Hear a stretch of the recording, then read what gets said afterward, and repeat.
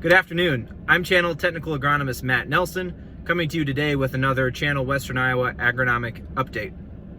I'm here in my home office today, which is this time of year, my pickup, and I'm over here in Crawford County today and wanted to give you all an update on planting and soil conditions.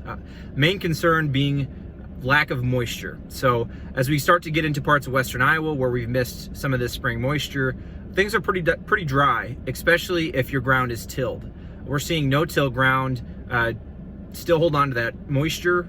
Part of that is due to residue. Part of it is not being exposed to air to dry out. So I've had some questions come up about what to plant if your ground is getting really dry. Again, especially if you conducted tillage this spring.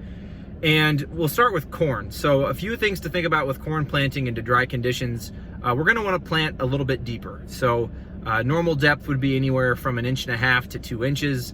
Now we may want to think about planting it 2 inches and a quarter or 2.5 inches deep to try to get that seed into a band of moisture. We could also consider lowering our planting populations by 3,000 or 4,000 if we're really concerned with lack of moisture. On the soybean side, it's a little trickier. Soybeans require more water to germinate than corn. Corn, those seeds will take up about 30% of their weight in water. It's a bit more with soybeans. Soybeans are also a little bit more inefficient at how they absorb that water. So I'm a little concerned with how dry some of these soils are. Again, especially if they've been tilled. Right now, that soil is very dry and very fine, almost sand-like. So if you've got soybeans to plant, you've got a couple options. You could plant them deep enough, like 1.5 inches deep or so, to get into some moisture. Or you could plant them at a more normal depth. At that point, if your soil is really dry, it's going to take a rain before those soybeans are going to germinate and emerge.